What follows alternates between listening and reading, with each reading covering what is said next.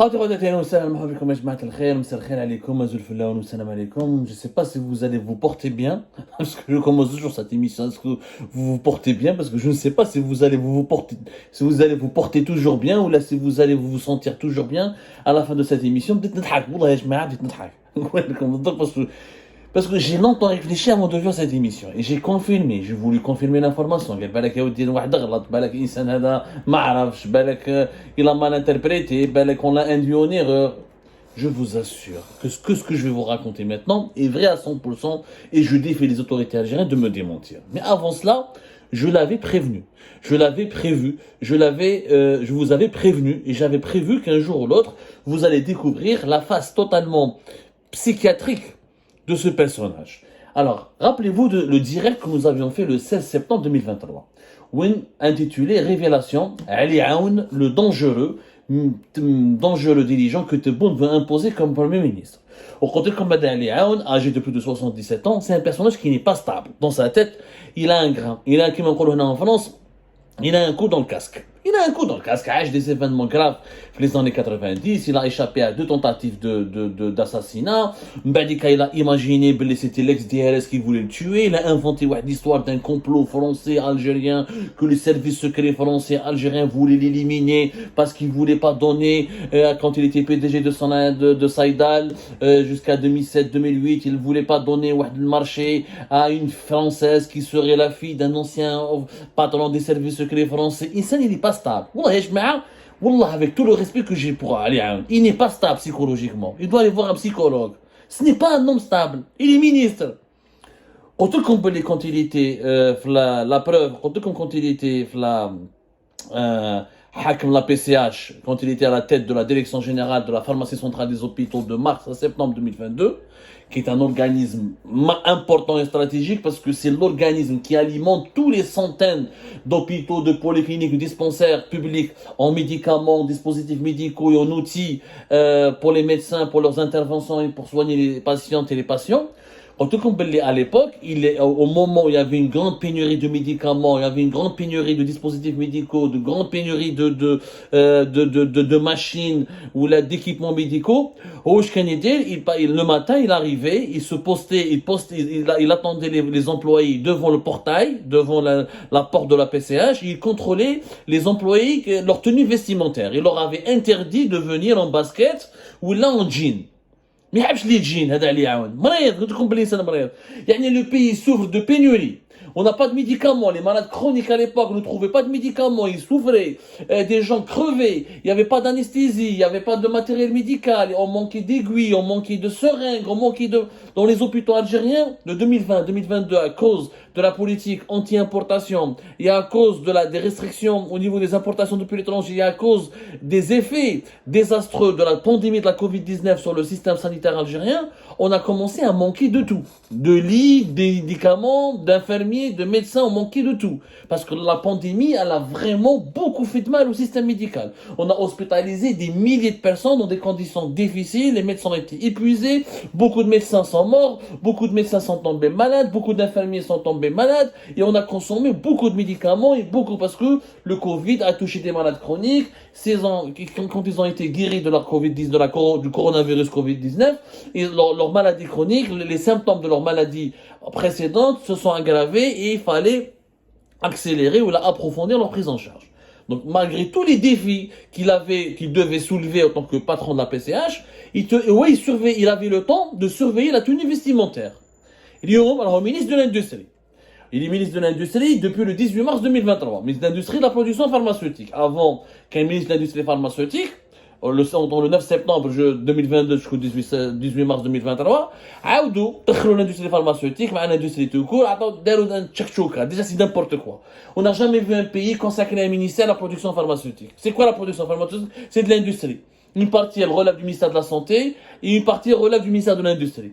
Ils ont créé un ministère qui n'a jamais servi à quelque chose, et qui n'a jamais permis au pays de combler ses besoins en termes de consommation de médicaments, et qui n'a jamais permis à l'industrie médicale, à l'industrie pharmaceutique en Algérie de progresser, alors qu'elle avait entamé une bonne évolution durant l'époque de Bouteflika. Ministre de l'Industrie, le 24 septembre 2023.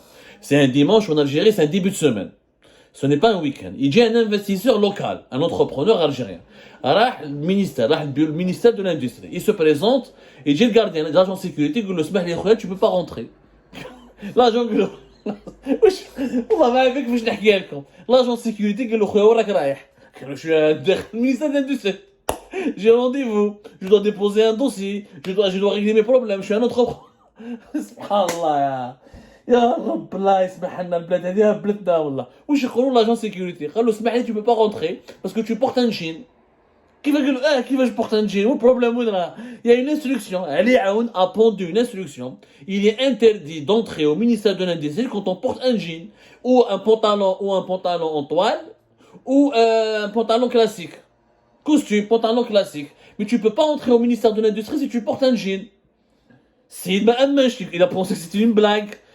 Il voulait blaguer, l'agent de sécurité l'a reconnu, voulait la caméra cachée. Il était sérieux. Il a dit le wazir de Ta'lima, une instruction.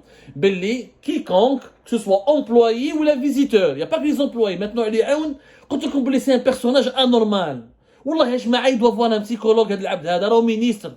Ou il voulait le mettre premier ministre. Dans une instruction. Que même les visiteurs étrangers, un investisseur, un entrepreneur, un représentant d'une société étrangère, s'il porte un jean, il ne peut pas entrer. Tu n'as pas le droit d'entrer au ministère de l'Industrie si tu es habillé, ou là tu portes un jean, si tu es habillé d'un jean. Mais là, si tu t'habilles avec... Mais je sais comment le français, l'arabe, le français, des grands patrons. Elon Musk, le patron de Facebook, le Steve Jobs, les patrons de Google, les patrons des plus grandes entreprises mondiales qui réalisent qui pèsent 300 milliards de dollars. C'est-à-dire leurs entreprises gagnent plus d'argent que toute l'Algérie.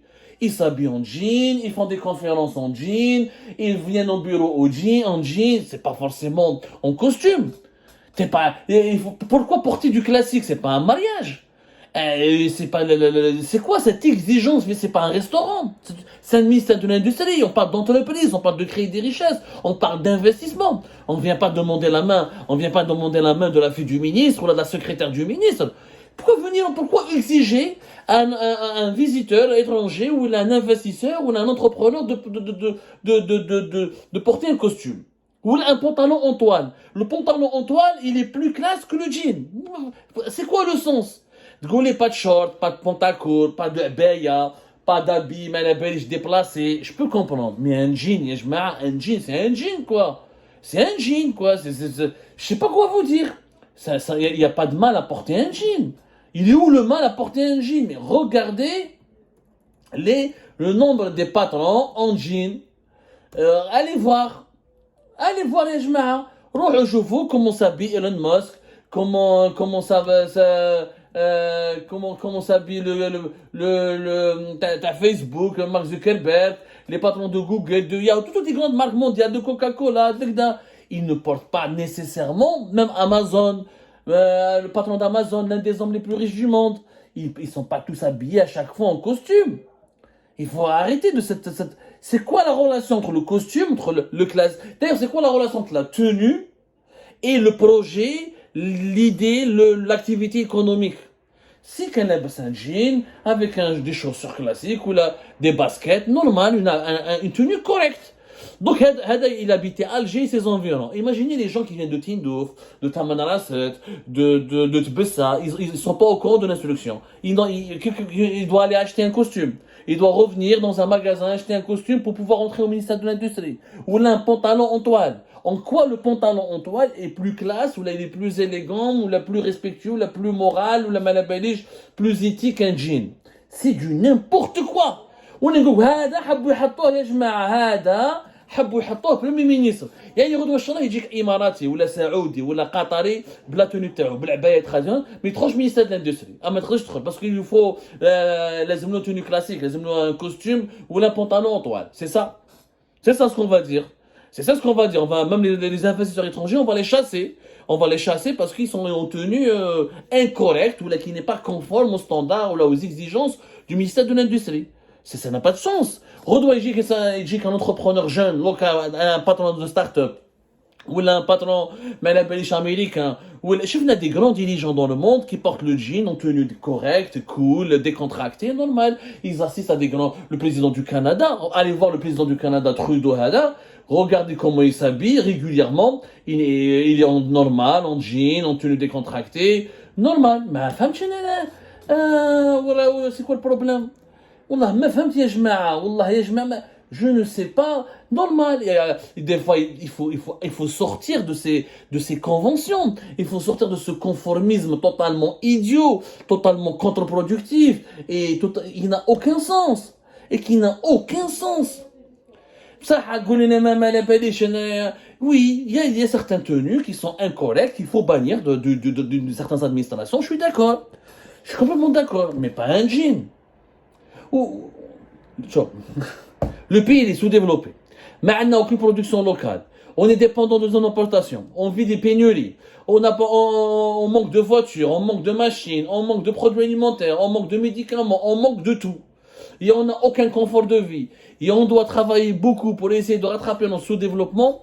Et au lieu de s'attaquer au sujet sérieux, d'accueillir les investisseurs comme il se doit, d'ouvrir notre esprit à toutes les perspectives et de se montrer ouvert, tolérant, souple, etc., on invente des instructions et on met des barrières bureaucratiques, des barrières tout simplement psychologiquement insensées.